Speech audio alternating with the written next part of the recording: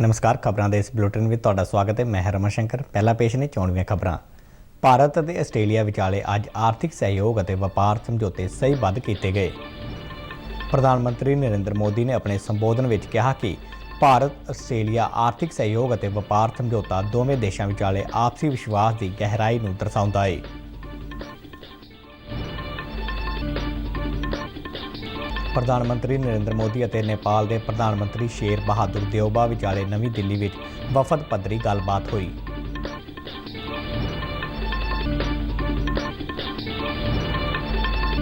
चंडीगढ़ में अज भारत सरकार के महिला और बाल विकास मंत्रालय वालों खेतरी सम्मेलन का आयोजन किया गया।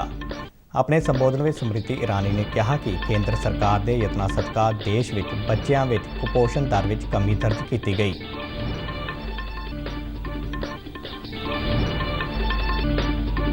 पंजाब दीआं मंडियां विच कणक की आमद शुरू। पटियाला जिले के मोहब्बतपुर पिंड का किसान कश्मीर सिंह कणक बेचण मगरों अदायगी प्राप्त करने वाला सूबे का पहला किसान बनिया।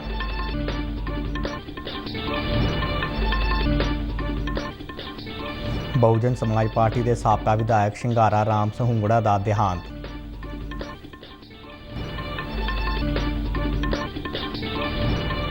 ICC महिला विश्व कप के फाइनल में भलके क्राइस्ट चर्च में आस्ट्रेलिया और इंग्लैंड दी महिला क्रिकेट टीमां विचाले मुकाबला होगा।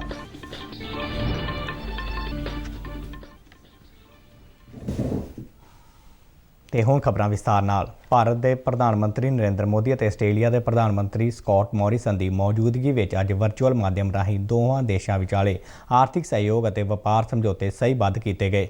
भारत के वणज और सनत, खपतकार मामलों, खुराक और जनतक वंड और कपड़ा मंत्री पीयूष गोयल और आस्ट्रेलिया के व्यापार, सैर सपाटा और निवेश मंत्री डॉन तेहान वालों इन्हां समझौतियां ते दस्तखत किए गए।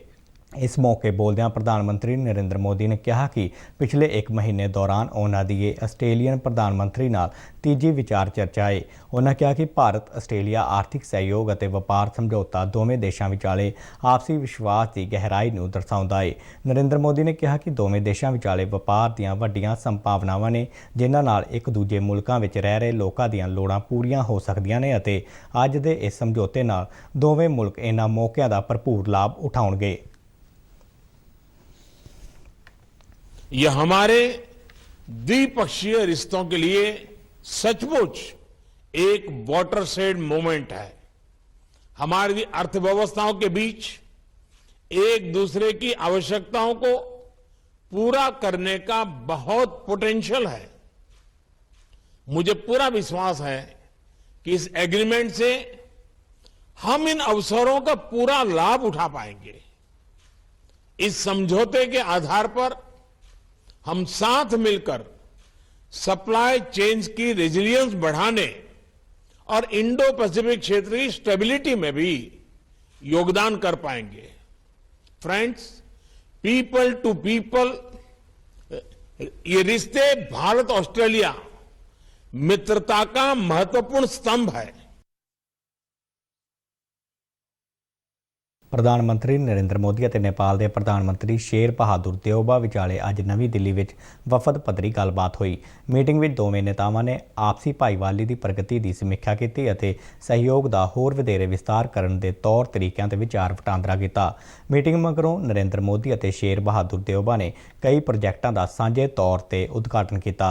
उन्होंने बिहार के जयनगर और नेपाल के कुर्था विचाले मुसाफर रेल गड्डी नूं हरी झंडी विखा के रवाना किया। दोवें नेतावां ने संयुक्त तौर पर सोलू कोरीडोर 132 kV समर्था की बिजली सप्लाई लाइन और भारत सरकार की कर्जा साख तहत नेपाल में बनाए गए बिजली उपकेंद्र का भी उद्घाटन किया। मोदी और देवबा ने नेपाल में रुपे कार्ड की शुरुआत की। इस मौके 4 समझौता मैमोरेंडमां ते सही भी पाई गई। भारत के गवांढी मुल्क पाकिस्तान में सियासी बेयकीनी लगातार जारी है। पाकिस्तान के प्रधानमंत्री इमरान खान ने कहा है कि देश की संसद नैशनल असैंबली में बहुमत गवाउण के बावजूद वो अपने अहुदे तो अस्तीफा नहीं देंगे। उन्होंने कहा कि उन्होंने कोल 3 रस्ते ने जिन्हां विच बेभरोसगी मते का सामना करना, अस्तीफा देना ते संसद भंग करके चोणां करवाउणा शामिल है। इमरान खान ने कहा कि भलके कौमी असैंबली में ਪੇਸ਼ ਹੋਣ ਵਾਲੇ ਬੇਭਰੋਸਗੀ ਮਤੇ ਤੇ ਮਤਦਾਨ ਤੇ ਹੈਰਾਨਕੁਨ ਨਤੀਜੇ ਹੋਣਗੇ। ਉਹਨਾਂ ਦਾਅਵਾ ਕੀਤਾ ਕਿ ਵਿਰੋਧੀ ਉਹਨਾਂ ਲੋਕਾਂ ਨਾਲ ਮਿਲ ਕੇ ਸਰਕਾਰ ਨਹੀਂ ਚਲਾ ਪਾਉਣਗੇ ਜਿਨ੍ਹਾਂ ਨੇ ਉਹਨਾਂ ਦਾ ਸਾਥ ਛੱਡਿਆ ਹੈ। ਪਾਕਿਸਤਾਨੀ ਪ੍ਰਧਾਨ ਮੰਤਰੀ ਨੇ ਕਿਹਾ ਕਿ ਇਹ ਬਿਹਤਰ ਹੋਵੇਗਾ ਕਿ ਮੁਲਕ ਵਿੱਚ ਦੁਬਾਰਾ ਚੋਣਾਂ ਕਰਵਾਈਆਂ ਜਾਣ। ਬੇਭਰੋਸਗੀ ਪ੍ਰਸਤਾਵ ਨੂੰ ਇੱਕ ਵੱਡਾ ਅੰਤਰਰਾਸ਼ਟਰੀ ਛੜਯੰਤਰ ਦੱਸਦਿਆਂ ਇਮਰਾਨ ਖਾਨ ਨੇ ਕਿਹਾ ਕਿ ਕਿਸੇ ਬਾਹਰੀ ਮੁਲਕ ਵੱਲੋਂ ਭੇਜੇ ਗਏ ਇੱਕ ਖੱਤ ਵਿੱਚ ਕਿਹਾ ਗਿਆ ਹੈ ਕਿ ਜਦ ਤੱਕ ਉਹ ਸੱਤਾ ਵਿੱਚ ਨੇ ਉਦੋਂ ਤੱਕ ਪਾਕਿਸਤਾਨ ਨਾਲ ਦੁਵੱਲੇ ਸਬੰਧ ਅੱਗੇ ਨਹੀਂ ਵਧ ਸਕਦੇ। ਭਾਰਤ ਸਰਕਾਰ ਦੇ ਮਹਿਲਾ ਤੇ ਬਾਲ ਵਿਕਾਸ ਮੰਤਰਾਲਾ ਵੱਲੋਂ ਅੱਜ ਚੰਡੀਗੜ੍ਹ ਵਿੱਚ ਸੂਬਿਆਂ ਤੇ ਕੇਂਦਰ ਸ਼ਾਸਿਤ ਪ੍ਰਦੇਸ਼ਾਂ ਨਾਲ ਖੇਤਰੀ ਸੰਮੇਲਨ ਦਾ ਆਯੋਜਨ ਕੀਤਾ ਗਿਆ। ਕੇਂਦਰੀ ਮਹਿਲਾ ਤੇ ਬਾਲ ਵਿਕਾਸ ਮੰਤਰੀ ਸਮ੍ਰਿਤੀ ਇਰਾਨੀ ਨੇ ਇਸ ਸੰਮੇਲਨ ਦਾ ਉਦਘਾਟਨ ਕੀਤਾ। ਇਸ ਸੰਮੇਲਨ ਵਿੱਚ ਪੰਜਾਬ, ਹਰਿਆਣਾ, ਉੱਤਰਾਖੰਡ, ਜੰਮੂ ਕਸ਼ਮੀਰ ਅਤੇ ਲੱਦਾਖ ਦੇ ਸਰੋਕਾਰੀ ਪ੍ਰਤੀਨਿਧੀਆਂ ਨੇ ਹਿੱਸਾ ਲਿਆ।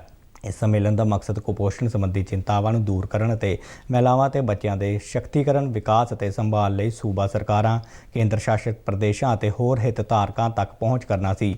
ਜ਼ਿਕਰਯੋਗ ਹੈ ਕਿ ਭਾਰਤ ਦੀ ਆਬਾਦੀ ਵਿੱਚ 67.7% ਹਿੱਸਾ ਮਹਿਲਾਵਾਂ ਤੇ ਬੱਚਿਆਂ ਦਾ ਹੈ। ਕੇਂਦਰ ਸਰਕਾਰ ਵੱਲੋਂ ਇਹਨਾਂ ਦੀ ਭਲਾਈ ਲਈ ਚਲਾਈਆਂ ਜਾ ਰਹੀਆਂ ਯੋਜਨਾਵਾਂ ਰਾਹੀਂ ਮਹਿਲਾਵਾਂ ਤੇ ਬੱਚਿਆਂ ਨੂੰ ਵਿਕਾਸ ਲਈ ਇੱਕ ਅਜਿਹਾ ਵਾਤਾਵਰਣ ਉਪਲਬਧ ਕਰਵਾਉਣਾ ਹੈ ਜੋ ਪਹੁੰਚਯੋਗ, ਸੁਖਾਲਾ, ਕਿਫਾਇਤੀ, ਭਰੋਸੇਯੋਗ ਅਤੇ ਹਰ ਤਰ੍ਹਾਂ ਦੇ ਭੇਦਭਾਵ ਅਤੇ ਹਿੰਸਾ ਤੋਂ ਮੁਕਤ ਹੋਵੇ। ਕੇਂਦਰੀ ਮਹਿਲਾ ਤੇ ਬਾਲ ਵਿਕਾਸ ਮੰਤਰਾਲਾ ਦੀਆਂ ਯੋਜਨਾਵਾਂ ਤਹਿਤ ਨਿਰਧਾਰਤ ਉਦੇਸ਼ਾਂ ਨੂੰ ਸੂਬਾ ਸਰਕਾਰ ਅਤੇ ਕੇਂਦਰ ਸ਼ਾਸਿਤ ਪ੍ਰਦੇਸ਼ਾਂ ਦੇ ਸਹਿਯੋਗ ਨਾਲ ਪ੍ਰਾਪਤ ਕੀਤਾ ਜਾਂਦਾ ਹੈ ਕਿਉਂਕਿ ਜ਼ਮੀਨੀ ਪੱਧਰ ਤੇ ਇਹਨਾਂ ਯੋਜਨਾਵਾਂ ਦੇ ਪ੍ਰਬੰਧ ਲਈ ਇਹ ਸਰਕਾਰਾਂ ਹੀ ਜ਼ਿੰਮੇਵਾਰ ਹੁੰਦੀਆਂ ਨੇ। ਕੇਂਦਰ ਸਰਕਾਰ ਨੇ ਮਿਸ਼ਨ ਮੋਡ ਵਿੱਚ ਲਾਗੂ ਕਰਨ ਲਈ ਮਹਿਲਾ ਤੇ ਬਾਲ ਵਿਕਾਸ ਮੰਤਰਾਲਾ ਦੀਆਂ 3 ਮਹੱਤਵਪੂਰਨ ਪ੍ਰਮੁੱਖ ਯੋਜਨਾਵਾਂ ਨੂੰ ਪ੍ਰਵਾਨਗੀ ਦਿੱਤੀ ਜਿਨ੍ਹਾਂ ਵਿੱਚ ਮਿਸ਼ਨ ਪੋਸ਼ਣ 2, ਮਿਸ਼ਨ ਸ਼ਕਤੀ ਅਤੇ ਮਿਸ਼ਨ ਵਾਤਸല്ਯ ਸ਼ਾਮਲ ਨੇ।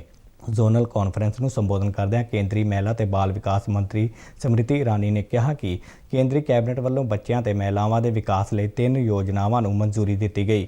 ਉਹਨਾਂ ਕਿਹਾ ਕਿ ਕੇਂਦਰ ਦੇ ਯਤਨਾਂ ਸਦਕਾ ਬੱਚਿਆਂ ਵਿੱਚ ਕੁਪੋਸ਼ਣ ਵਿੱਚ ਕਾਫੀ ਸੁਧਾਰ ਆਇਆ ਹੈ। ਉਹਨਾਂ ਕਿਹਾ ਕਿ ਇਸ ਸਮੇਂ ਕੁਪੋਸ਼ਣ ਦੀ ਦਰ 7% ਤੇ ਆ ਗਈ ਹੈ। ਸਮ੍ਰਿਤੀ ਇਰਾਨੀ ਨੇ ਕਿਹਾ ਕਿ ਮਹਿਲਾਵਾਂ ਦੇ ਸਿੱਖਿਆ ਦੇ ਖੇਤਰ ਵਿੱਚ ਵੀ ਕਾਫੀ ਮਦਦ ਦਿੱਤੀ ਜਾ ਰਹੀ ਹੈ।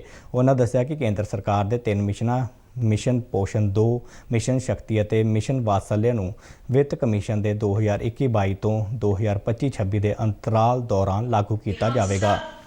एकजुट हुए हैं ताकि उन महिलाओं का संरक्षण कर सके जिनके बारे में समाज चिंता व्यक्त करता है। इस चिंता को, इस चुनौती को कहीं ना कहीं सल्यूशन का एक जामा पहनाया देश में वन स्टॉप सेंटर्स ने। आप सब भली भांति इस बात से परिचित हैं कि भारत सरकार के पूर्ण आर्थिक सहयोग से देश में 704 वन स्टॉप सेंटर्स अब तक फंक्शनल हैं। वन स्टॉप सेंटर और महिला हेल्पलाइन के सौजन्य से अब तक देश में 70 लाख से ज्यादा महिलाओं को हम सेवा, सहयोग, सहायता और सुरक्षा देने में सक्षम हो पाए हैं। ਪੰਜਾਬ ਦੀਆਂ ਵੱਖ-ਵੱਖ ਮੰਡੀਆਂ ਵਿੱਚ ਕਣਕ ਦੀ ਆਮਦ ਸ਼ੁਰੂ ਹੋ ਗਈ ਹੈ। ਪੰਜਾਬ ਵਿੱਚ MSP ਭੁਗਤਾਨ ਪ੍ਰਾਪਤ ਕਰਨ ਵਾਲੇ ਕਸ਼ਮੀਰ ਸਿੰਘ ਪਹਿਲੇ ਕਿਸਾਨ ਬਣੇ ਨੇ। ਅੱਜ ਚੰਡੀਗੜ੍ਹ ਵਿੱਚ ਇਸ ਸੰਬੰਧੀ ਜਾਣਕਾਰੀ ਦਿੰਦਿਆਂ ਖੁਰਾਕ, ਸਿਵਲ ਸਪਲਾਈ ਅਤੇ ਖਪਤਕਾਰ ਮਾਮਲਿਆਂ ਬਾਰੇ ਮੰਤਰੀ ਲਾਲ ਚੰਦ ਕਟਾਰੂ ਚੱਕ ਨੇ ਦੱਸਿਆ ਕਿ ਪਟਿਆਲਾ ਜ਼ਿਲ੍ਹੇ ਦੇ ਪਿੰਡ ਮੁਹੱਬਤਪੁਰ ਦਾ ਰਹਿਣ ਵਾਲਾ ਕਸ਼ਮੀਰ ਸਿੰਘ 31 ਮਾਰਚ ਨੂੰ ਰਾਜਪੁਰਾ ਮੰਡੀ ਵਿੱਚ 52 ਕੁਇੰਟਲ ਕਣਕ ਲੈ ਕੇ ਆਇਆ ਸੀ ਅਤੇ ਖਰੀਦ ਦੇ ਪਹਿਲੇ ਹੀ ਦਿਨ 1 ਅਪ੍ਰੈਲ ਨੂੰ ਜਿੰਸ ਦੀ ਸਫਾਈ ਕਰਕੇ ਖਰੀਦ ਕੀਤੀ ਗਈ ਅਤੇ ਖਰੀਦ ਦੇ 24 ਘੰਟਿਆਂ ਦੇ ਅੰਦਰ ਵਿਭਾਗ ਨੇ ਇਸ ਕਿਸਾਨ ਨੂੰ ਬਣਦੀ ਅਦਾਇਗੀ 1,02,765 ਰੁਪਏ ਸਿੱਧੇ ਉਸ ਦੇ ਬੈਂਕ ਖਾਤੇ ਵਿੱਚ ਟ੍ਰਾਂਸਫਰ ਕੀਤੇ। ਮੰਤਰੀ ਨੇ ਦੱਸਿਆ ਕਿ ਰਾਜਪੁਰਾ ਮੰਡੀ ਵਿੱਚ ਖਰੀਦੀ ਗਈ ਕਣਕ ਦੀ ਲਿਫਟਿੰਗ ਵੀ ਸ਼ੁਰੂ ਕਰ ਦਿੱਤੀ ਗਈ ਹੈ। ਟਰਾਂਸਪੋਰਟ ਅਤੇ ਲੇਬਰ ਪ੍ਰਬੰਧਾਂ ਬਾਰੇ ਪੁੱਛੇ ਗਏ ਸਵਾਲ ਦੇ ਜਵਾਬ ਵਿੱਚ ਕਟਾਰੂ ਚੱਕ ਨੇ ਕਿਹਾ ਕਿ ਇਹ ਪਹਿਲੀ ਵਾਰ ਸੀਜ਼ਨ ਸ਼ੁਰੂ ਹੋਣ ਤੋਂ ਪਹਿਲਾਂ ਹੀ ਲੇਬਰ ਅਤੇ ਟਰਾਂਸਪੋਰਟ ਦੇ ਸਾਰੇ ਠੇਕੇ ਪੂਰੇ ਕਰ ਲਏ ਗਏ ਨੇ ਜਿਸ ਨਾਲ ਸੂਬੇ ਭਰ ਦੀਆਂ ਮੰਡੀਆਂ ਵਿੱਚ ਮਜ਼ਦੂਰਾਂ ਅਤੇ ਟਰੱਕਾਂ ਦੀ ਪੂਰਨ ਉਪਲਬਧਤਾ ਸੰਭਵ ਹੋਈ ਹੈ।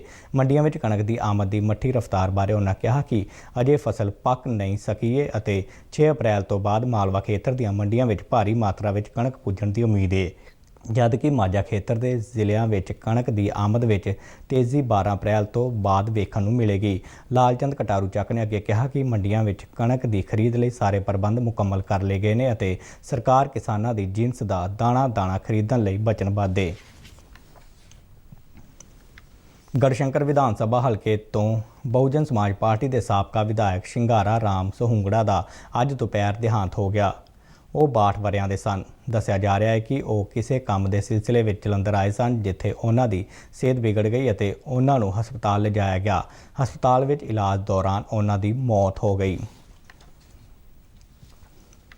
ਮੋਗਾ ਜ਼ਿਲ੍ਹੇ ਦੇ ਪਿੰਡ ਮਾੜੀ ਮੁਸਤਫਾ ਵਿੱਚ ਫਾਇਰਿੰਗ ਦੀ ਇੱਕ ਘਟਨਾ ਵਿੱਚ ਇੱਕ ਵਿਅਕਤੀ ਦੀ ਮੌਤ ਹੋ ਗਈ, ਜਦਕਿ ਇੱਕ ਹੋਰ ਜ਼ਖਮੀ ਹੋ ਗਿਆ। ਮੋਗਾ ਤੋਂ ਮਿਲੀਆਂ ਰਿਪੋਰਟਾਂ ਅਨੁਸਾਰ 2 ਅਣਪਛਾਤੇ ਮੋਟਰਸਾਈਕਲ ਸਵਾਰ ਵਿਅਕਤੀਆਂ ਵੱਲੋਂ 2 ਨੌਜਵਾਨਾਂ ਨੂੰ ਨਿਸ਼ਾਨਾ ਬਣਾ ਕੇ ਗੋਲੀਆਂ ਚਲਾਈਆਂ ਗਈਆਂ। ਮ੍ਰਿਤਕ ਦੀ ਪਛਾਣ ਹਰਜੀਤ ਸਿੰਘ ਪਿੰਟਾ ਵਜੋਂ ਹੋਈ ਹੈ। ਦੱਸਿਆ ਜਾ ਰਿਹਾ ਹੈ ਕਿ ਘਟਨਾ ਵਾਲੀ ਥਾਂ ਤੋਂ ਕੁਝ ਦੂਰੀ ਤੇ ਹੀ ਕਬੱਡੀ ਟੂਰਨਾਮੈਂਟ ਚੱਲ ਰਿਹਾ ਸੀ।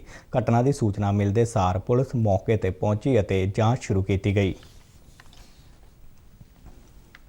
ICC ਮਹਿਲਾ ਵਿਸ਼ਵ ਕੱਪ ਦਾ ਖਿਤਾਬੀ ਮੁਕਾਬਲਾ ਭਲਕੇ ਕ੍ਰਾਈਸਟਚਰਚ ਕ੍ਰਿਕਟ ਮੈਦਾਨ ਵਿੱਚ ਖੇਡਿਆ ਜਾਵੇਗਾ। ਫਾਈਨਲ ਮੁਕਾਬਲਾ ਆਸਟ੍ਰੇਲੀਆ ਮਹਿਲਾ ਕ੍ਰਿਕਟ ਟੀਮ ਅਤੇ ਇੰਗਲੈਂਡ ਮਹਿਲਾ ਕ੍ਰਿਕਟ ਟੀਮ ਵਿਚਾਲੇ ਹੋਵੇਗਾ। ਆਸਟ੍ਰੇਲੀਆ ਦੀ ਟੀਮ ਬੀਤੇ ਬੁੱਧਵਾਰ ਵੈਸਟ ਇੰਡੀਜ਼ ਦੀ ਟੀਮ ਨੂੰ ਹਰਾ ਕੇ ਫਾਈਨਲ ਵਿੱਚ ਪਹੁੰਚੀ ਸੀ, ਜਦਕਿ ਬੀਤੇ ਵੀਰਵਾਰ ਇੰਗਲੈਂਡ ਨੇ ਦੱਖਣ ਅਫਰੀਕਾ ਨੂੰ ਹਰਾ ਕੇ ਫਾਈਨਲ ਵਿੱਚ ਥਾਂ ਬਣਾਈ। ਭਾਰਤੀ ਮਹਿਲਾ ਕ੍ਰਿਕਟ ਟੀਮ ਬੀਤੇ ਐਤਵਾਰ ਦੱਖਣ ਅਫਰੀਕਾ ਹੱਥੋਂ ਹਾਰ ਗਈ ਸੀ, ਜਿਸ ਮਗਰੋਂ ਉਹ ਵਿਸ਼ਵ ਕੱਪ ਦੀ ਦੌੜ ਚੋਂ ਬਾਹਰ ਹੋ ਗਈ।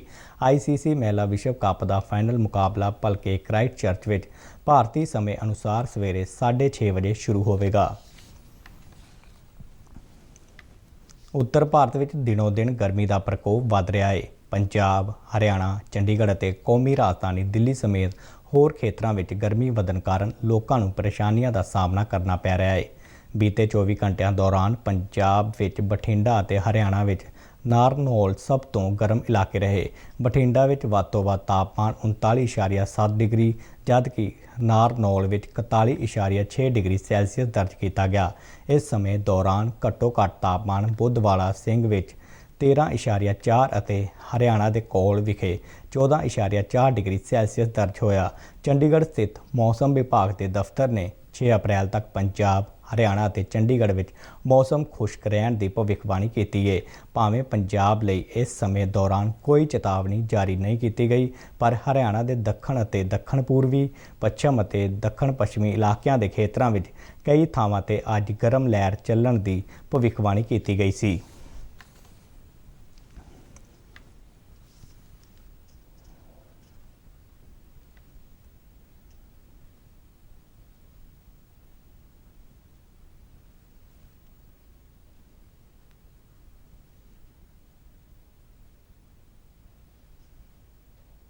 ਖਬਰਾਂ ਦੇ ਬੁਲਟਨ ਸਾਡੇ ਦਰਸ਼ਕ RNU DDK ਜਲੰਧਰ ਦੇ YouTube ਚੈਨਲ, Facebook ਪੇਜ ਅਤੇ Twitter ਹੈਂਡਲ ਤੇ ਵੀ ਦੇਖ ਸਕਦੇ ਨੇ। ਬੁਲਟਨ ਦੇ ਅਖੀਰ ਵਿੱਚ ਚੋਣਵੀਆਂ ਖਬਰਾਂ ਇੱਕ ਵਾਰ ਫਿਰ ਤੋਂ। ਭਾਰਤ ਅਤੇ ਆਸਟ੍ਰੇਲੀਆ ਵਿਚਾਲੇ ਅੱਜ ਆਰਥਿਕ ਸਹਿਯੋਗ ਅਤੇ ਵਪਾਰ ਸਮਝੌਤੇ ਸਹੀਬੱਧ ਕੀਤੇ ਗਏ। ਪ੍ਰਧਾਨ ਮੰਤਰੀ ਨਰਿੰਦਰ ਮੋਦੀ ਨੇ ਆਪਣੇ ਸੰਬੋਧਨ ਵਿੱਚ ਕਿਹਾ ਕਿ ਭਾਰਤ ਆਸਟ੍ਰੇਲੀਆ ਆਰਥਿਕ ਸਹਿਯੋਗ ਅਤੇ ਵਪਾਰ ਸਮਝੌਤਾ ਦੋਵੇਂ ਦੇਸ਼ਾਂ ਵਿਚਾਲੇ ਆਪਸੀ ਵਿਸ਼ਵਾਸ ਦੀ ਗਹਿਰਾਈ ਨੂੰ ਦਰਸਾਉਂਦਾ ਹੈ। ਪ੍ਰਧਾਨ ਮੰਤਰੀ ਨਰਿੰਦਰ ਮੋਦੀ ਅਤੇ ਨੇਪਾਲ ਦੇ ਪ੍ਰਧਾਨ ਮੰਤਰੀ ਸ਼ੇਰ ਬਹਾਦੁਰ ਦਿਉਬਾ ਵਿਚਾਲੇ ਨਵੀਂ ਦਿੱਲੀ ਵਿੱਚ ਵਫਦ ਪੱਧਰੀ ਗੱਲਬਾਤ ਹੋਈ।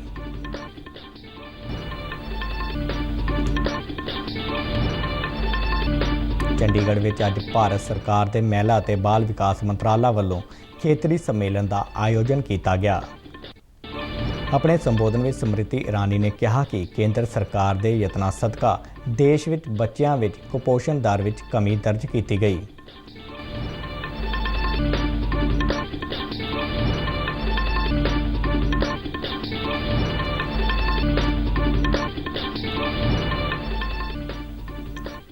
ਪੰਜਾਬ ਦੀਆਂ ਮੰਡੀਆਂ ਵਿੱਚ ਕਣਕ ਦੀ ਆਮਦ ਸ਼ੁਰੂ। ਪਟਿਆਲਾ ਜ਼ਿਲ੍ਹੇ ਦੇ ਮੁਹੱਬਤਪੁਰ ਪਿੰਡ ਦਾ ਕਿਸਾਨ ਕਸ਼ਮੀਰ ਸਿੰਘ ਕਣਕ ਵੇਚਣ ਮਗਰੋਂ ਅਦਾਇਗੀ ਪ੍ਰਾਪਤ ਕਰਨ ਵਾਲਾ ਸੂਬੇ ਦਾ ਪਹਿਲਾ ਕਿਸਾਨ ਬਣਿਆ।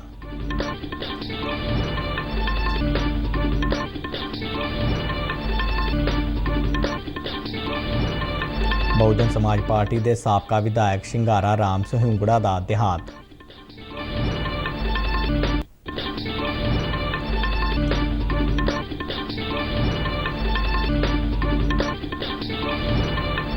ICC ਮਹਿਲਾ ਵਿਸ਼ਵ ਕੱਪ ਦੇ ਫਾਈਨਲ ਵਿੱਚ ਭਲਕੇ ਕ੍ਰਾਈਸਟਚਰਚ ਵਿੱਚ ਆਸਟ੍ਰੇਲੀਆ ਅਤੇ ਇੰਗਲੈਂਡ ਦੀਆਂ ਮਹਿਲਾ ਕ੍ਰਿਕਟ ਟੀਮਾਂ ਵਿਚਾਲੇ ਮੁਕਾਬਲਾ ਹੋਵੇਗਾ।